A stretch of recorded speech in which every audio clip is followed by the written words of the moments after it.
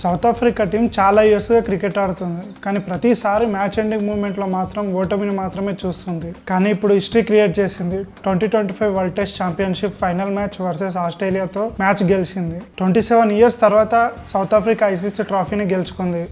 ఇది కేవలం గెలుపు కాదు, సౌత్ ఆఫ్రికాలో ఉన్న లక్షల మంది అభిమానుల కళ నెరవేరింది. ఈ వీడియో మనం టోటల్ 6 పార్ట్స్గా మాట్లాడుకోబోతున్నాం. First, world test championship match గురించి. సెకండ్, సౌత్ ఆఫ్రికా టీంని చోకర్స్ అని ఎందుకు అంటారు.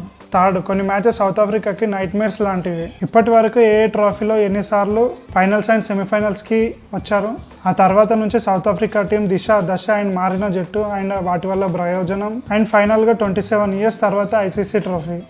First, world test championship final match ఎలా జరిగింది అండ్ పిచ్ ఎలా సపోర్ట్ ఇచ్చింది అనేది మాట్లాడుకుందాం. టోటల్గా 5 days మ్యాచ్ ఉంటే 4 daysలో కంప్లీట్ అయిపోయింది. ముందు సౌత్ ఆఫ్రికా టాస్ గెలిచి బౌలింగ్ చూస్ చేసుకుంది, ఎందుకంటే ఫస్ట్ 2 days పిచ్ బౌలింగ్కి అనుకూలంగా ఉంటుంది అండ్ థర్డ్ డే నుంచి పిచ్ బ్యాటింగ్కి అనుకూలంగా మారుతుందని కండిషన్స్ చెక్ చేసుకొని మరీ బౌలింగ్ చూస్ చేసుకున్నారు. ఎట్ లాస్ట్ అదే కండిషన్స్ యూజ్ అయ్యాయి సౌత్ ఆఫ్రికా టీంకి. ముందుగా ఫస్ట్ ఇన్నింగ్స్లో ఆస్ట్రేలియా బ్యాటింగ్ చేసి 212 runsకి ఆల్అౌట్ అయ్యారు.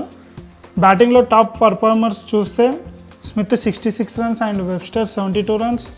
బౌలింగ్లో చూస్తే రబాడా ఏకంగా 5 wicket ఆల్ తీశాడు అండ్ మార్కో జాన్సన్ 3 wickets తీశాడు. సౌత్ ఆఫ్రికా ఫస్ట్ ఇన్నింగ్స్ అంతలా బ్యాటింగ్ సరిగ్గా చేయలేదు, అందువల్ల టోటల్ 138 runsకి ఆల్అౌట్ అయ్యారు.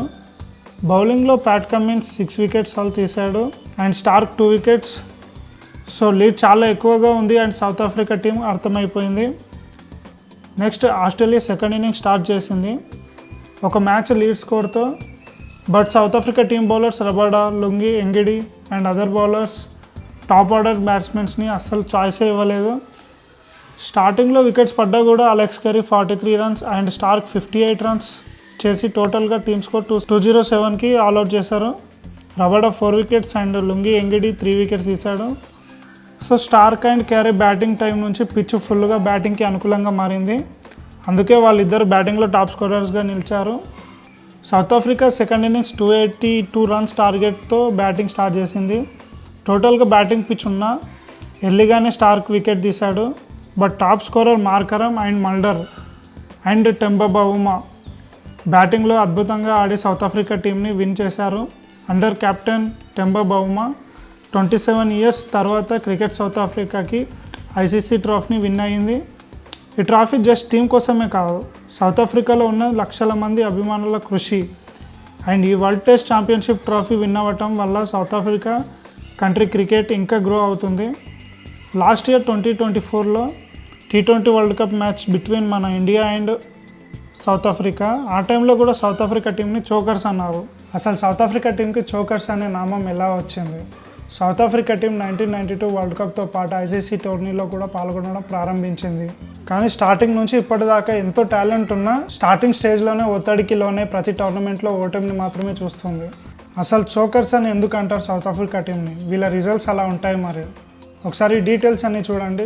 ICC men's cricket world cup 50 over ఫార్మాట్లో సెమీఫైనల్కి వచ్చిన సార్లు 1992, 1999, 2007, 2015 అండ్ 23 టోటల్ 5 times వచ్చారు. అండ్ క్వార్టర్ ఫైనల్స్ ఆడిన టైమ్స్ 1996 అండ్ 2011 2 times ఆడారు.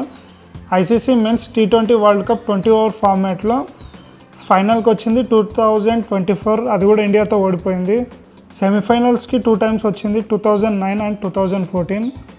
ICC men's champions trophy total 5 times వచ్చింది, ఒకసారి విన్ అయింది. సెమీఫైనల్స్ ఆడిన times 2000, 2002, 2006 and 2013.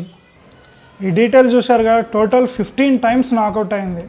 2 quarter finals, 12 semifinals and 1 final match against India T20 world cup last ఇయర్లో. టోటల్గా 2 trophies విన్ అయింది, అది కూడా 50 over format world cup and ఇప్పుడు వరల్డ్ టెస్ట్ ఛాంపియన్షిప్.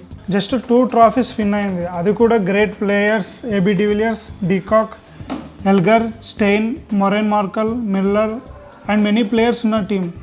ఇలా టాప్ ప్లేయర్స్ ఉన్న టీం ఒత్తిడి వల్ల ఐసీసీ ట్రోఫీస్ 27 yearsగా విన్ అవ్వటం లేదు. అండ్ మన Indian cricket team fans south Africa టీంని చోకర్స్ అని పిలవడం స్టార్ట్ చేశారు. సౌత్ ఆఫ్రికా టీం ప్లేయర్స్ ఒత్తిడి వల్లే అనుకుంటే వీళ్ళకు వర్షం కూడా ఒక నైట్ మేర్ లాంటిది. అదేంటో చూడండి. 1992 world cup semifinal match versus England. 13 balls 22 runs ఉన్నప్పుడు వర్షం వల్ల మ్యాచ్ ఆగిపోయింది. రూల్స్ వల్ల 1 బాల్లో 22 రన్స్ చేసే పరిస్థితి వచ్చింది. సరే ఇంకా క్లియర్గా చెప్తాను వినండి. 1992 world cup semifinal match between England versus south Africa Sydney cricket గ్రౌండ్లో మ్యాచ్ అవుతుంది. మన మ్యాచ్ సిచ్యువేషన్ చూస్తే before rain and after rain అని చూడాలి. ఫస్ట్ ఇంగ్లాండ్ బ్యాటింగ్ చేసి 252 for 6 in 45 overs. వర్షం వల్ల 45 ఓవర్స్కి తగ్గించారు. ఇక్కడితో ఇన్నింగ్స్ అయిపోయింది. సెకండ్ బ్యాటింగ్ చేసిన సౌత్ ఆఫ్రికా టీం ఆఫ్టర్ 42.5 ఓవర్స్లో టోటల్ 231 for 6. సో జనరల్గా చూస్తే 13 balls 22 runs చేయాలి. టార్గెట్ అచీవ్ చేసే సిచ్యువేషన్ సౌత్ ఆఫ్రికా టీంకు ఉంది. విత్ 2 set బ్యాట్స్మెన్స్ ఉన్నారు క్రీస్లో. సో సడన్గా వర్షం పడింది 12 minutes వరకు. వర్షం మ్యాచ్ని ఆపేసింది. సో వర్షం పడితే టార్గెట్ని రివైజ్ చేస్తారు కదా. సో రివైజ్ చేసే టార్గెట్ సేమ్ చేయాలి 252 in 43 overs. ఇక్కడ 2 hours రిడ్యూస్ చేస్తారు. Before rain south Africa team needed 22 runs in 13 balls.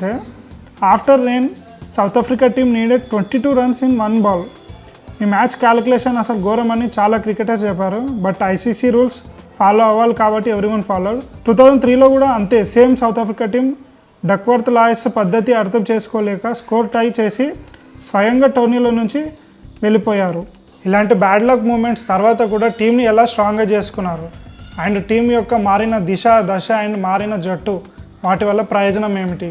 2022 తర్వాత మారినది టీం స్ట్రక్చర్ మారింది. ఫోకస్ ఆన్ యంగ్ ప్లేయర్ అంటే ఏజ్డ్ పీపుల్ని, ఫిట్గా లేని ప్లేయర్స్ని రిటైర్ అవ్వండి అని క్రికెట్ సౌత్ ఆఫ్రికా బోర్డ్ ప్లేయర్స్కి చెప్పేసింది. అందుకే de Villiers, de Kock, Klaasen, Amla and ఇంకా చాలా ప్లేయర్స్ రిటైర్ అయ్యారు. Cricket South Africa board young and energetic ప్లేయర్స్ని చూస్ చేసి ఇచ్చింది.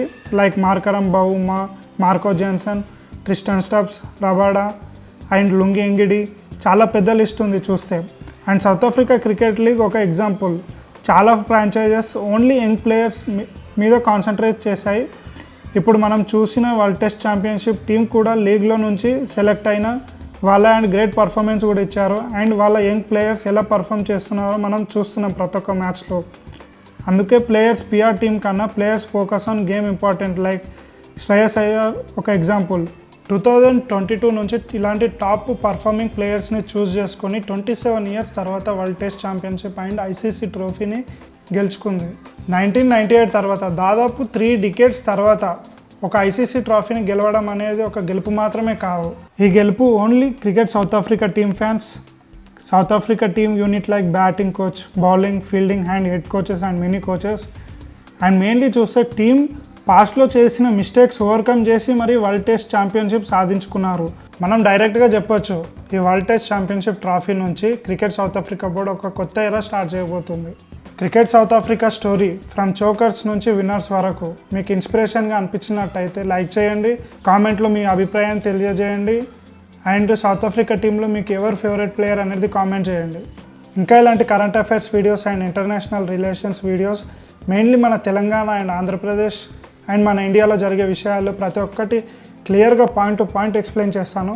మీరు చేయాల్సింది ఒక్కటే, కింద కనిపిస్తున్న సబ్స్క్రైబ్ బటన్ని క్లిక్ చేసి పెట్టే ప్రతి ఒక్క వీడియోని లైక్ చేసి మీ ఫ్రెండ్స్కి షేర్ చేయండి.